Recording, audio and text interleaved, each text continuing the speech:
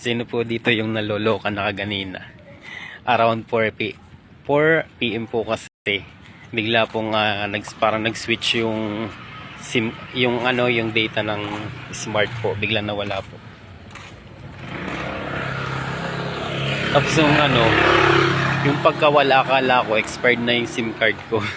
So, yun nga. So, may alam akong nakakonect pa rin ako sa wifi. Tapos yun, kumunik ako sa wifi. Tapos nalaman ko na baka sa lang yung SIM card lang yun. Baka nagloloko lang yung SIM card ngayon. Smart kasi ako. Tapos smart din yung nakasalubong ko yung kapitbahay namin, si ate. Nagtanong din siya sa akin, nakala niya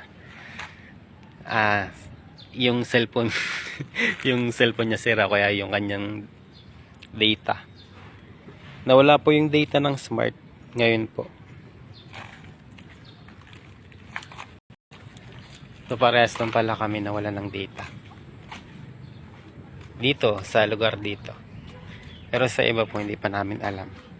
Pero kung nawalan kayo ng data rin sa smart, mag-comment na lang po kayo para shoutout natin yung mga yan. Sana naging shoutout pa, no? Bakit kaya? Ano kayang nangyari sa linya ng smart, no? At biglang nawala. Kaganina kasi, ikot-ikot ako doon sa may pinupuntahan kasi ako. Tapos maya-maya, sabi ko nakagamit ako ng data, biglang nawala na lang. Ang ginawa ko, in-off ko, tinurn up ko yung yung cellphone ko. Tapos ni-restart ko ulit. Sabi ko, pinalit-palit ko siya 2G, 3G, 4G. Pero wala pa din. Then nga dito nag-decide na nga ako na umuwi. Tapos yun nga, 'di ba na-connect pa ako sa wifi. Pagka-connect ko nga doon na yun, nandaanan ako ni ate. At nag-react siya at nagtanong siya sa akin bakit daw. Kung kung siya lang daw ba ang nawalan ng data sa smart. Sabi ko same tayo te. Nawalan din ako ganina habang nag-iikot-ikot ako.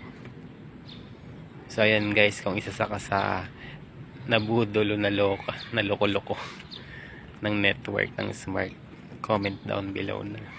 And don't forget to follow, like, and share. Bye.